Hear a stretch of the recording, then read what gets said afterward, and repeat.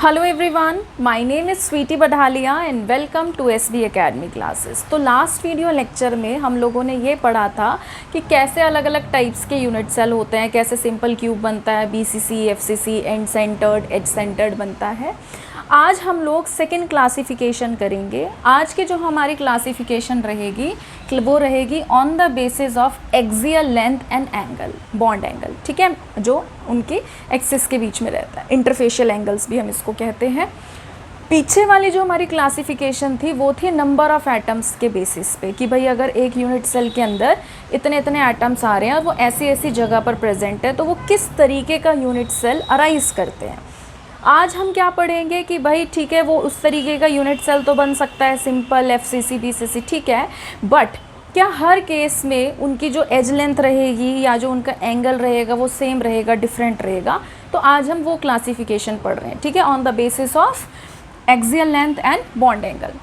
तो अगर हम बात करें क्रिस्टल सिस्टम की, तो सबसे पहले तो ना आपको ये पता होना चाहिए कि हमारे पास 7 क्रिस्टल सिस्टम्स होते हैं, ठीक है। कई बार इस तरीके के क्वेश्चंस भी 1 मार्क्स में पूछ लिए जाते हैं, तो आपको पता होना चाहिए कि हमारे पास 7 क्रिस्टल सिस्टम्स होते हैं।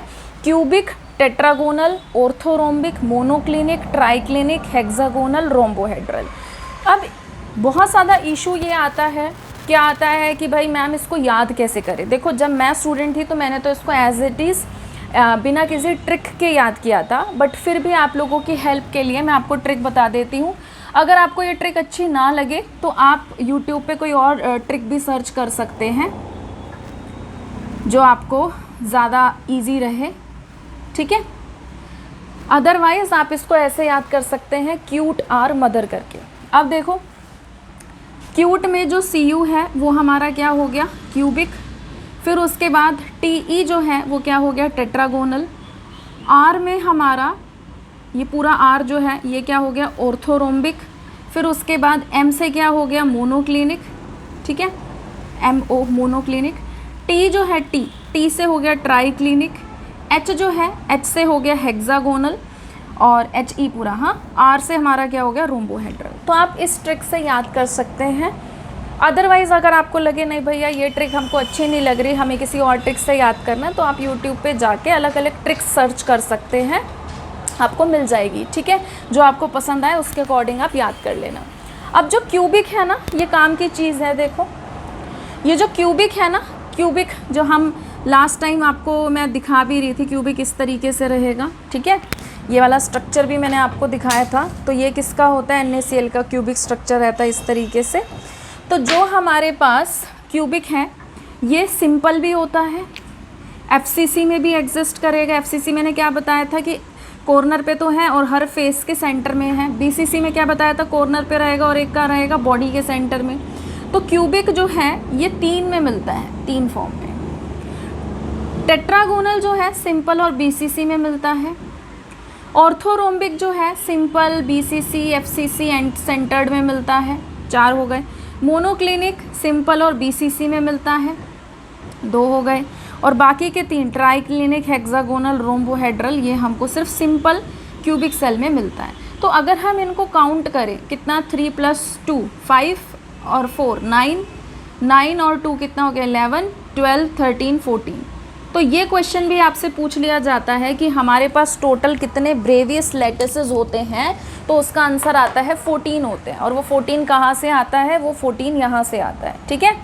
अब उसके बाद एक्सियल लेंथ के बारे में बात करेंगे। एक्सियल लेंथ को याद करने का बहुत ईजी तरीका है। अगर आपने ऐसे याद कर लिया इस ट्रिक से, क्यूट आर मदर करके, और आपने ये सीक्वेंस लिख लिया। अब देखो क्या है, जो ऊपर वाला है उसमें ABC एक्सियल लेंथ जो है तीनों बराबर रहेंगी। जो उससे नीचे वाला है रोम्बोहेड्रल, उसमें भी तीनों बराबर रहेंगी। फिर जो हमारे पास टेट्रागोनल है उसमें A और B बराबर रहेंगी, C नहीं रहेगी। फिर उसमें देखो नीचे हेक्सागोनल, A और B बराबर रहेगा, C नहीं रहेगा।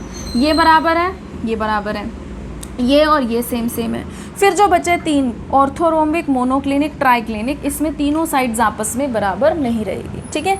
तो अगर आप इस ट्रिक से याद करके ऐसे लिख रहे हो तो आपके लिए देखो ये याद करना कितना आसान रह गया। ऊपर वाला क्या है, A = B = C, सबसे नीचे वाला क्या है, A = B = C। फिर सेकंड वाला क्या है, A = B not equal to C. फिर ऐसे जो नीचे वाला है 7 तो होते हैं ना, छठे वाला क्या है, A equal to B not equal to C. फिर जो बीच के 3 बचे उसमें A not equal to B not equal to C. ठीक है ना, हो गया याद।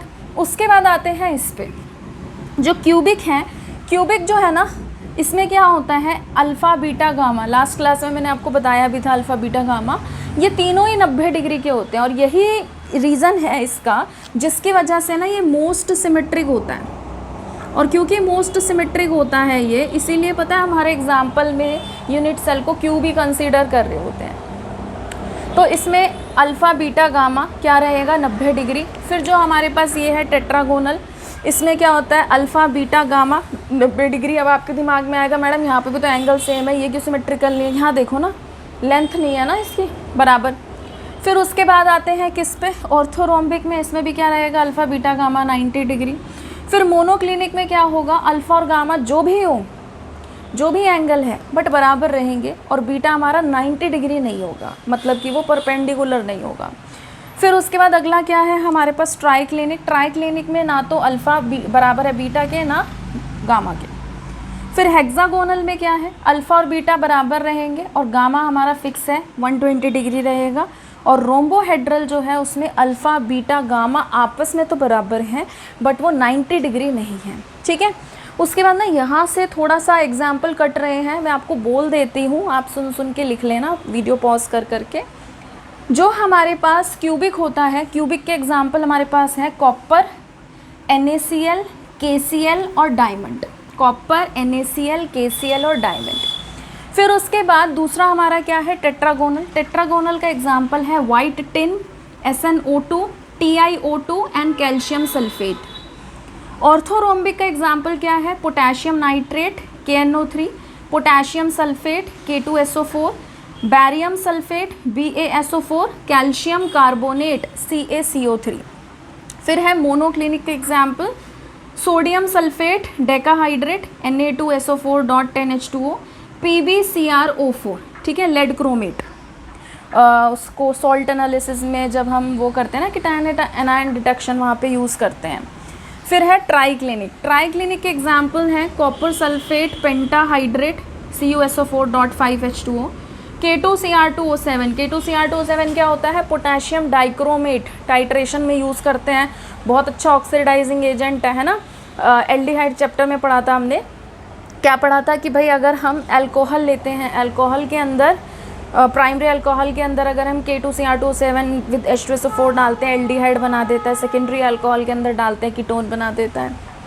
फिर है H3BO3। H3BO3 क्या होता है, H3BO3, B for boy. Boric acid. Boric acid हम लोग एंटीसेप्टिक फॉर आइस के तौर पे यूज़ करते हैं। ठीक है, फिर उसके बाद है हेक्सागोनल। हेक्सागोनल जो है उसमें हमारे पास एग्जाम्पल हैं HGS। HGS को बोलते हैं सिनाबार। Cinnabar, CINNABAR, cinnabar. मैं लिख भी देती हूँ उधर, सिनाबार। फिर है ICL। ICL क्या है हमारा, inter halogen compound. P block अगर आ रहा हो, उसमें तो आ नहीं रहा है CBSE में, अगर किसी अदर बोर्ड में आप पढ़ रहे हो और P ब्लॉक अगर आपके सिलेबस में, इंटर हैलोजन कंपाउंड से क्वेश्चन ज़रूर आता है। फिर ग्रेफाइट है इसका एग्जाम्पल। रोम्बोहेड्रल की बात करें तो रोम्बोहेड्रल के एग्जाम्पल हैं NaNO3, sodium nitrate, arsenic, AS, SB antimony, BI bismuth. ठीक है, तो आई थिंक जो मैं आपको सच बात बताऊँ ना, आपको याद क्या रखना है, बेसिकली आपको याद रखना है ये ट्रिक, उससे ये लिख लो, उससे आप एक्सियल एंगल्स लेंथ लिख लो और एक्सियल एंगल लिख लो। ठीक है, ज़्यादातर तो देखो ये एक्सियल लेंथ में से आने के चांसेस होते हैं और जिसको याद करना बहुत आसान है। ठीक है, ये इसके बराबर है सेम सेम, ये इससे सेम सेम है और बीच के 3 सेम सेम है। ठीक है, एक बार वीडियो को पॉज करके से नोट करिए प्लीज़। चलिए आगे बढ़ते हैं। आज हम लोग यूनिट सेल के अंदर नंबर ऑफ़ एटम्स निकालना सीखेंगे कि कितने एटम्स होते हैं जो यूनिट सेल के अंदर कंट्रीब्यूट करते हैं। अलग अलग में अलग अलग आएगा, सिंपल में अलग आएगा, FCC में अलग आएगा, BCC में अलग आएगा, H सेंटर में अलग आता है। ठीक है, तो आज हम ये टॉपिक हम लोग सीखेंगे और फिर उसके बाद हम लोग 1-2 क्वेश्चंस देखेंगे इस पर बेस्ड कि कैसे क्वेश्चंस आ सकते हैं। बहुत ईजी है। अच्छा, अब देखो, अगर हम 2D में मतलब लाइक मैं बोर्ड पे अगर आपको ये डायग्राम से समझाऊं तो मुझे ऐसा लगता है बहुत कॉम्प्लिकेटेड हो जाएगा, ऑल्दो मैं यहाँ से भी आपको समझाने की कोशिश करूँगी। इन द मीन वाइल हम लोग इसकी भी हेल्प लेंगे, यहाँ से भी हम लोग समझने की कोशिश करेंगे, ठीक है। चलो अब ना सबसे पहले ना हम, अगर मैं आपको बोलूँगी कि अगर आपने मेरा प्रीवियस लेक्चर नहीं देखा है ना, वो ज़रूर देखिए, क्योंकि मैंने आपको अलग अलग यूनिट सेल्स बताए थे कि यूनिट सेल्स कैसे कैसे होते हैं। अब देखो, सबसे पहले सिंपल से शुरुआत करेंगे, हम बात करेंगे कॉर्नर एटम्स के लिए, ठीक है। कॉर्नर एटम्स के लिए हम लोग बात करेंगे। ये हमारा एक यूनिट सेल होता है, ये हमारा क्या होता है, एक यूनिट सेल होता है, ठीक। और इस यूनिट सेल के कॉर्नर्स पर एटम होते हैं,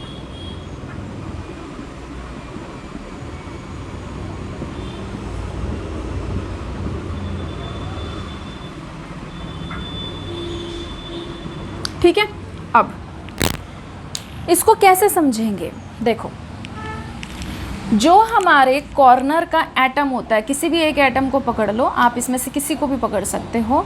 जो एक एटम होता है वो एक एटम अपने इस यूनिट सेल के अंदर थोड़ा सा ही पोर्शन शेयर कर रहा होता है। उसका रीज़न क्या है, क्योंकि यहाँ पे भी एक यूनिट सेल है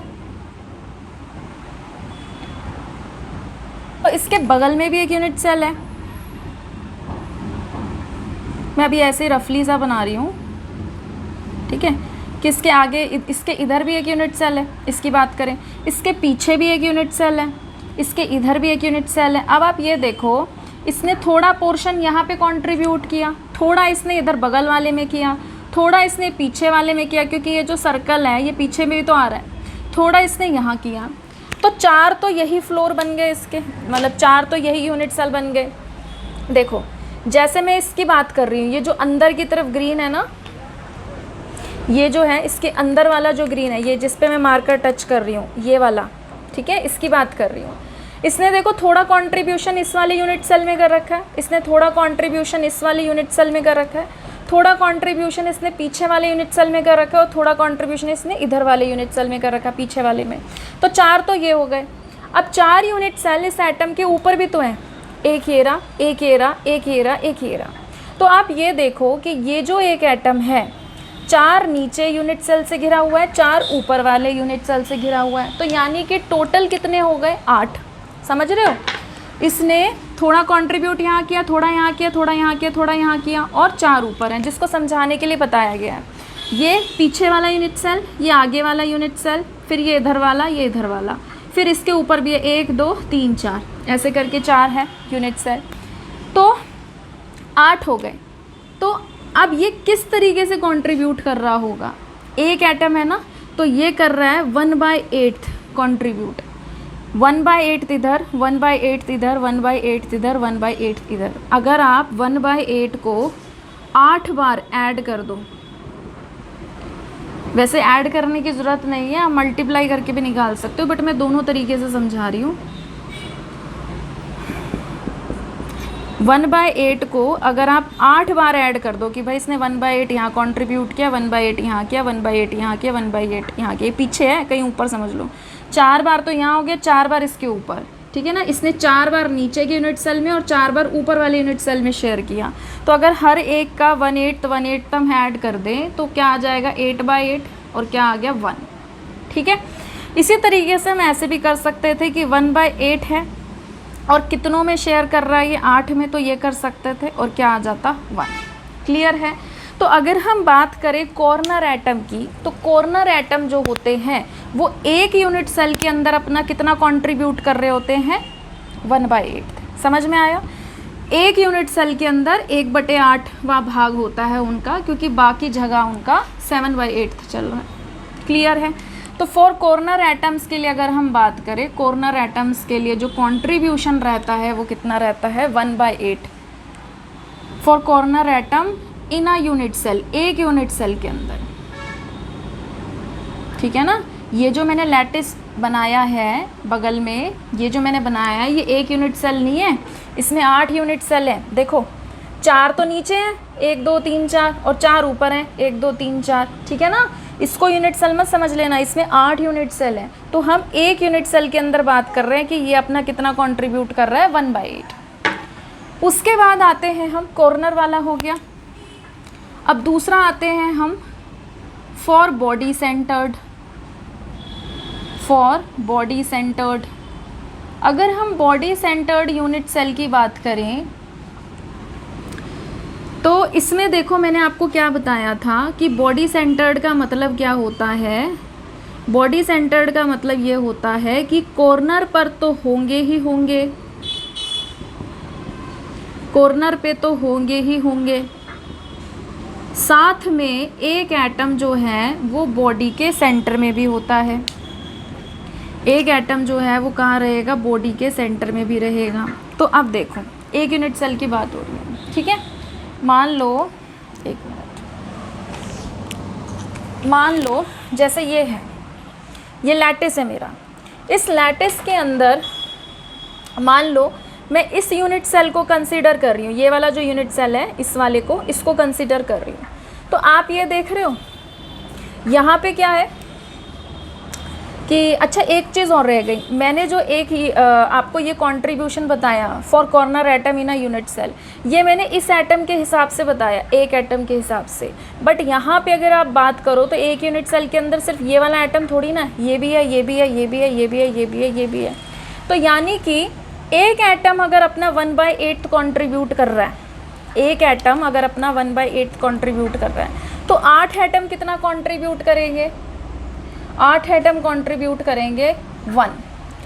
इसने 1/8 कंट्रीब्यूट किया, इसने भी 1/8 कंट्रीब्यूट किया, इसने भी 1/8 कंट्रीब्यूट किया, इसने भी किया। अब जैसे इस एटम की बात करूं, इसने 1/8 यहाँ कंट्रीब्यूट किया है, 1/8 यहाँ वाले यूनिट सेल में करेगा, 1/8 यहाँ वाले यूनिट सेल में करेगा, फिर 1/8 यहाँ पे करेगा। तो 4 ऐसे हो जाएंगे इसके, 1 ये वाला, 2 3 4, फिर 4 ऊपर इधर कंट्रीब्यूट कर रहा है ना, इधर भी आ रहा है थोड़ा सा, देखो ये वाला पोर्शन इसका इधर भी आ रहा है, 1 2, फिर उसके बाद इधर आगे वाला जो इधर आएगा ऊपर वो, और फिर वो, ठीक है।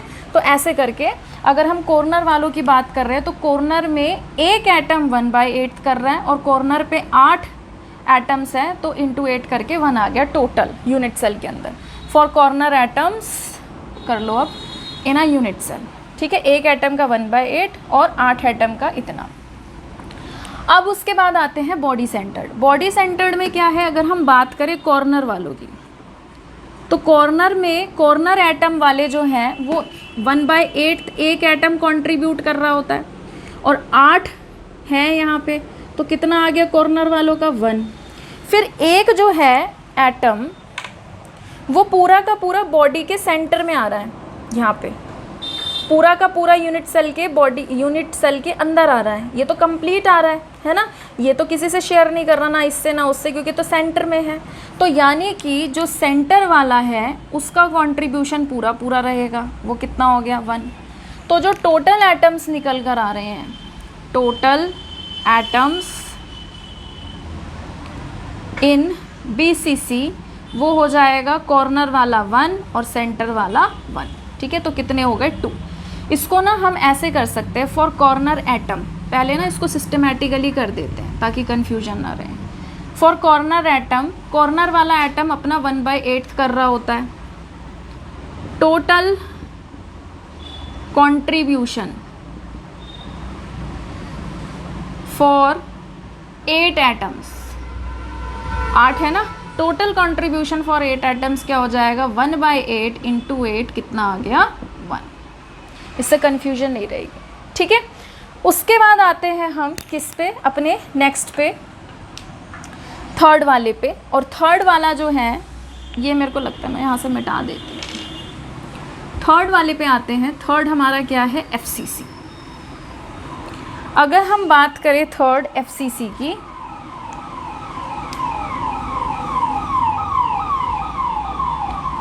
For face centred, for face centred unit cell. अगर फेस सेंटर्ड यूनिट सेल की बारे में बात करें तो देखो फेस सेंटर्ड का क्या हिसाब किताब था कि ये तो हमारा क्या होता है यूनिट सेल, यूनिट सेल के कॉर्नर पे क्या प्रेजेंट होते हैं? 8 एटम।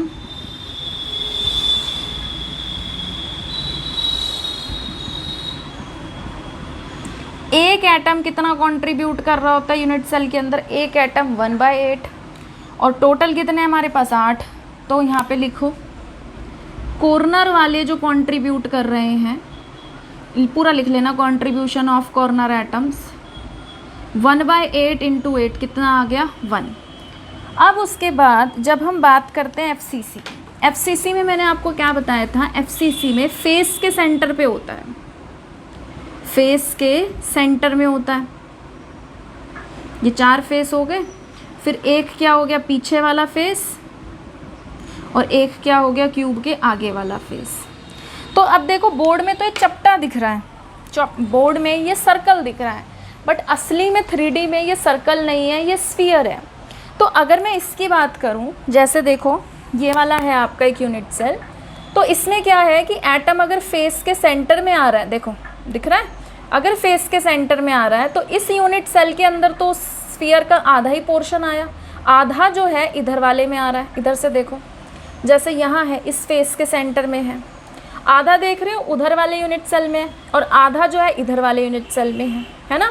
अगर मैं यहाँ लगा दूँ तो यहाँ वाले में आपको शायद ढंग से नहीं दिखेगा, आधा बाहर है आधा अंदर है। नीचे लगा दूँ, आधा ऊपर वाले यूनिट सेल में आ रहा है, आधा नीचे वाले यूनिट सेल में जाएगा, ऐसे इसमें सब में चल रहा है। तो जो हम फेस के सेंटर में लगाते हैं वो यूनिट सेल के अंदर तो आधा ही आ रहा होता है, आधा तो फिर नेक्स्ट वाले यूनिट सेल में जा रहा होता है वो, है ना। तो अगर हम बात करें फेस सेंटर वालों की, फेस सेंटर वाले यूनिट सेल के अंदर जो होते हैं आधा ही आ रहे होते हैं, आधा नेक्स्ट वाले में जा रहे होते हैं। और टोटल फेस कितने हैं? टोटल फेस है 6। कैसे? जिस रूम में बैठे हो देखो, 1 दीवार, 2 दीवार, ऊपर वाली 3 दीवार, नीचे वाला ज़मीन हो गई, फिर उधर की तरफ और पीछे की तरफ, हो गया 6, है ना। 4 तो दीवारें ही हैं, 1 छत 1 ज़मीन, 6 हो गए। तो 1/2 × 6 कितना हो गया? ये 3। तो अगर हम टोटल एटम्स की बात करें फेस सेंटर्ड में, तो टोटल एटम्स हो गए 1 + 3 कितना हो गया? 4। समझ में आया? तो एक यूनिट सेल के अंदर कॉर्नर वाले एटम कंट्रीब्यूट कर रहे होते हैं, अगर 8 की बात कर रहे हैं तो 1, ठीक है। एक एटम 1/8 कंट्रीब्यूट कर रहा होता है। बॉडी सेंटर्ड में कॉर्नर वालों का 1 आया 8 का, और एक कंप्लीट बॉडी के सेंटर में 1 + 1 2 हो गया। एफसीसी की बात करें तो कॉर्नर वाले 8 एटम्स का 1 हो गया, 1/8 1/8 करके। और जो फेस के सेंटर में है वो यूनिट सेल में सिर्फ हाफ ही कंट्रीब्यूट कर रहे हैं, हाफ कहीं और है, ठीक है ना।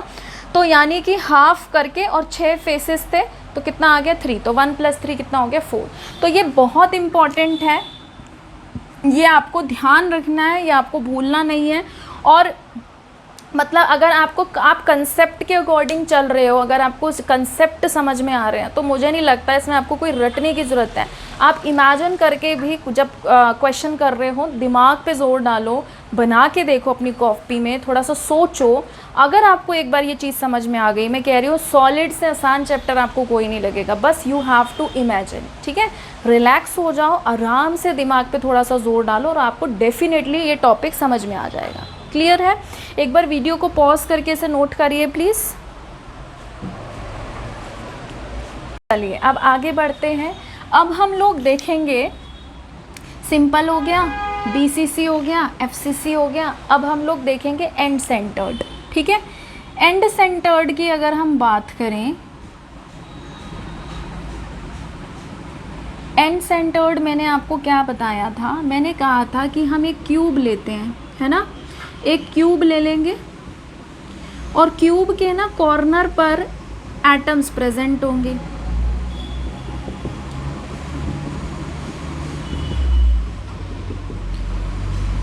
और साथ ही साथ 2 एटम्स रहेंगे जो किसी भी 2 अपोजिट फेस के सेंटर में होंगे, कोई भी 2।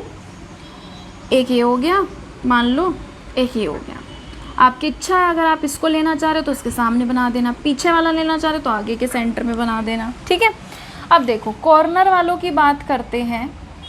कॉर्नर में एक एटम अपना 1/8 कंट्रीब्यूट कर रहा होता है, और ऐसे 8 हैं, ये भी अपना 1/8 कंट्रीब्यूट करेगा, ये भी अपना 1/8, ऐसे करके 1/8 सबका चलेगा। तो कॉर्नर वालों का क्या आ गया 1। अब बात करते हैं ये जो फेस के सेंटर में आ रहे हैं। अभी अभी मैंने आपको बताया कि जो फेस के सेंटर में आ रहा होता है, यहाँ पे आपको सर्कल दिख रहा है बट असली में क्या है वो स्फीयर। तो वो पता है कैसे है, वो ऐसे है, आधा तो आ रहा है नीचे यूनिट सेल में और आधा कहाँ जा रहा है, जो ऊपर वाला यूनिट सेल है उसमें, है ना। तो ये अपना जो है इस यूनिट सेल के अंदर कितना कंट्रीब्यूट कर रहा है, हाफ। ऐसे ही अगर मैं इसके सामने यहाँ बना रही हूँ, इधर बना रही हूँ, ठीक है, तो देखो ये वाला जो सेंटर में बनाया है ये इसके अंदर तो आधा ही आया, आधा तो नीचे वाले में जा रहा है। तो यानी कि आधा इसका आधा इसका, कितना हो गया 1, है ना। जिसको हम कैसे लिख सकते हैं, हम लिख सकते हैं जो एंड सेंटर्ड वाले हैं वो हाफ ही कंट्रीब्यूट कर रहे हैं और हैं कितने, 2 हैं। तो कितना आ गया 1।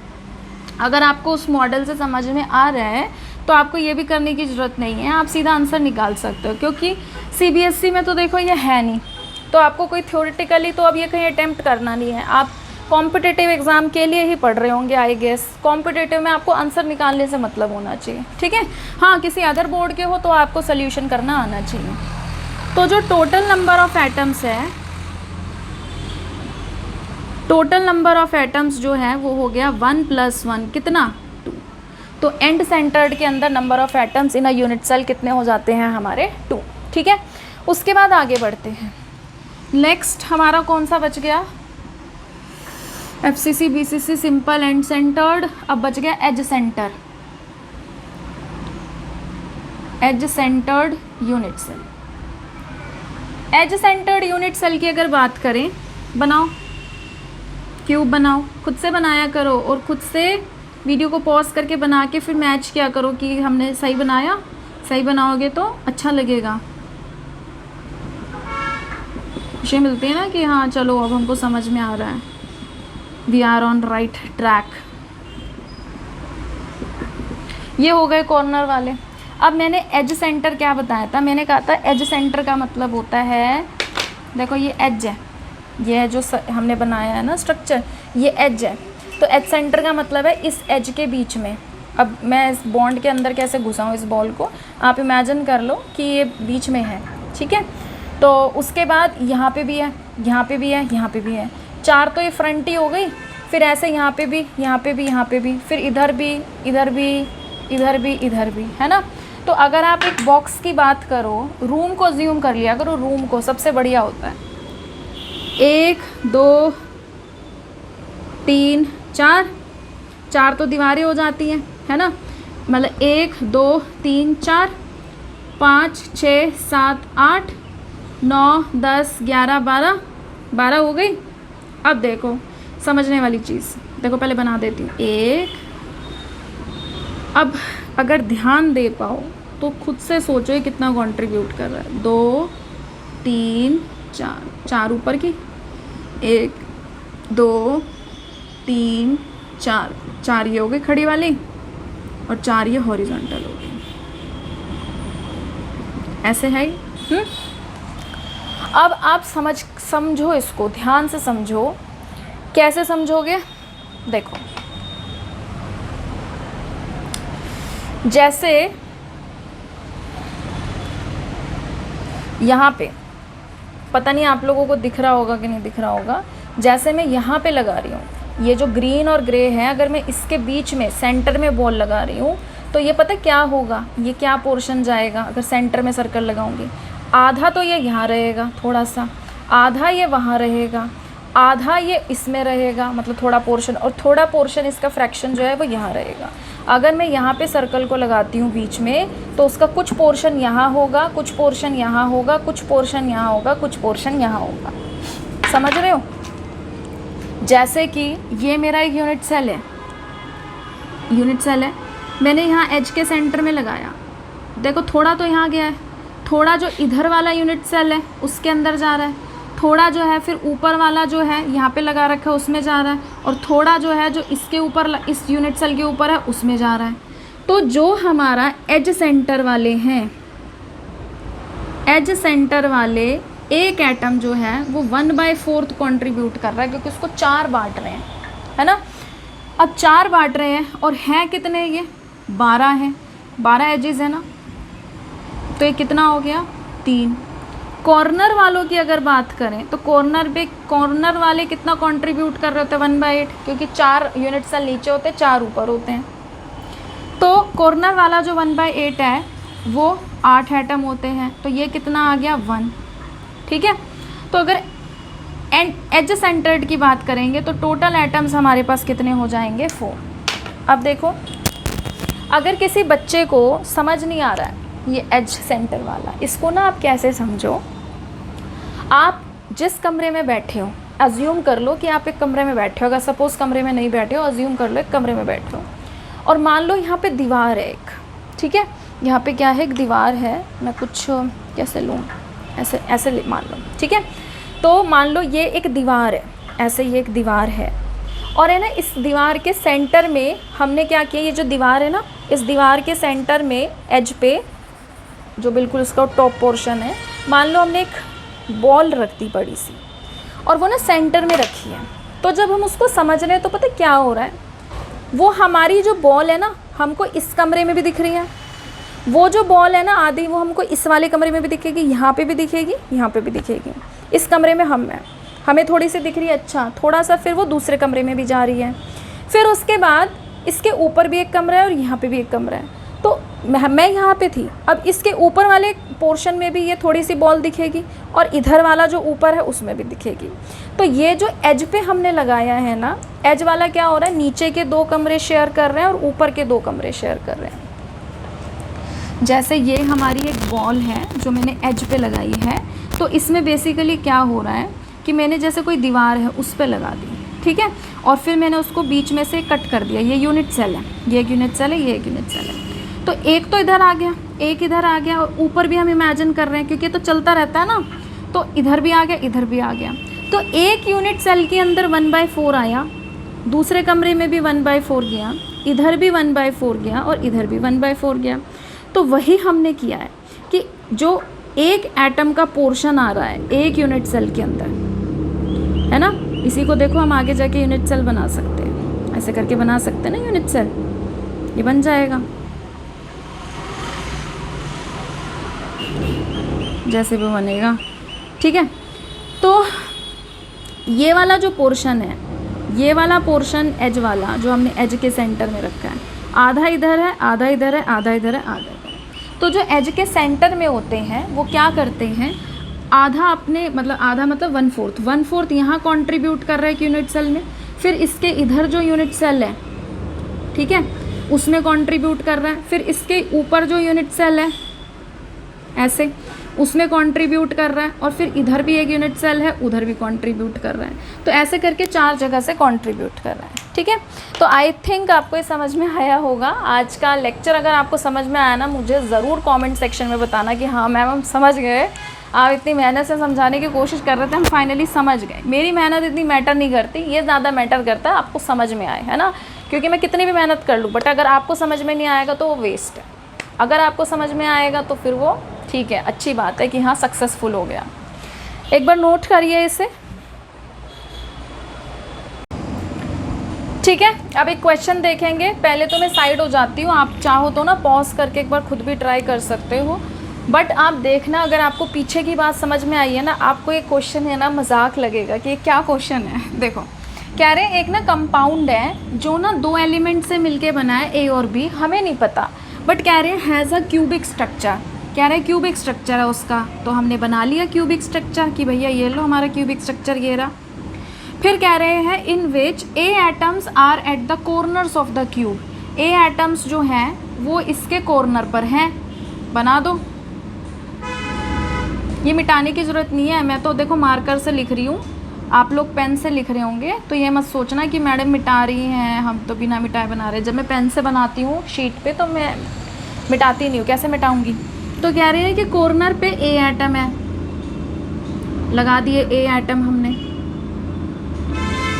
और क्या कह रहे हैं बी एटम्स जो है ना वो फेस के सेंटर पे हैं, तो ये बी एटम्स हो गए। 6 फेस होते हैं, 6 के 6 फेसेस पे हमने लगा दिया, ठीक है। एक ये जो पीछे वाला फेस है उसके सेंटर पे, और ये जो आगे वाला फेस है इसके सेंटर पे। अब कह रहे derive the formula of the compound. A हमारे कॉर्नर पे है, ए एटम्स जो है वो कहाँ पर है, कॉर्नर पे। कॉर्नर में एक एटम अपना कितना कंट्रीब्यूट करता है, 1/8, और ऐसे ए कितने हैं, 8 हैं, तो ए का कंट्रीब्यूशन आ गया 1। अब आते हैं बी पे। बी कहाँ पे बता रहे हैं, बी बता रहे हैं फेस के सेंटर पे। फेस का सेंटर मैंने आपको क्या बताया था, मैंने कहा था कि जैसे ये हमारा कोई यूनिट सेल है और इसके फेस के सेंटर पे लगाओगे तो आधा तो ये यहाँ रहेगा इस यूनिट सेल में, आधा उधर रहेगा। तो फेस सेंटर जो होता है, फेस सेंटर कितना कंट्रीब्यूट करता है, आधा, और कितने फेसेस हैं, 6, तो कट गया, कितना आ गया, 3। तो जो रेशो निकालेंगे हम, ए रेशो बी निकालेंगे। ए कितना आया है, 1, बी कितना आया है, 3, तो फॉर्मूला क्या बन गया, ये AB3, खत्म, रेशो निकाल दिया। ए जो है उसका कंट्रीब्यूशन कितना है, 1 है, और बी वाले का कितना है, 3 है, तो AB3 बन गया। तो क्वेश्चन मुश्किल नहीं होते, क्वेश्चन बहुत आसान होते हैं। आप बस इस चैप्टर की बेसिक चीज़ें सीख लो, बेसिक चीज़ें सीख लोगे, लो लेवल से करो शुरुआत। किसी ने नहीं कहा कि एकदम से हाई लेवल के क्वेश्चन स्टार्ट करो या ऐसे क्वेश्चन लेके बैठ जाओ जिसके टॉपिक ही अभी तक आपने नहीं पढ़े हैं, फिर तो जाएगा ना सब सर के ऊपर से। बेबी स्टेप्स लो, छोटे छोटे स्टेप्स लो, जैसे आपको लगे कि हाँ कि लेवल 1 के हमारे क्वेश्चन हो गए हैं, देन प्रोसीड कि भाई मैं लेवल 2 का ट्राई करूँगा या लेवल 3 का ट्राई करूँगा या करूँगी। क्लियर है? तो वीडियो को पॉज करके इसे नोट करिए। आज का लास्ट क्वेश्चन देखते हैं, एक बार आप खुद से ट्राई करिए वीडियो को पॉज करके। देखिए हमसे कह रहे हैं कि एक क्यूबिक सॉलिड है, तो हमने एक क्यूबिक सॉलिड बना लिया, और हमसे कह रहे हैं कि 2 एलिमेंट से बना है, एक्स और वाई से, और एटम्स वाइज जो है वो कॉर्नर पर प्रेजेंट है। तो जो कॉर्नर पर एटम प्रेजेंट हैं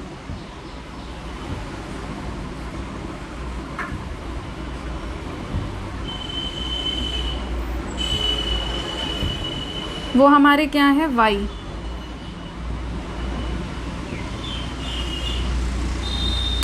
और कह रहे हैं कि जो एटम x है वो बॉडी के सेंटर में है, बॉडी के सेंटर में क्या है, x। What is the formula of the compound. y corner पर है, एक कॉर्नर का एटम 1/8 कंट्रीब्यूट कर रहा होता है, और यहाँ पे कितने हैं, 8, तो ये आ गया 1।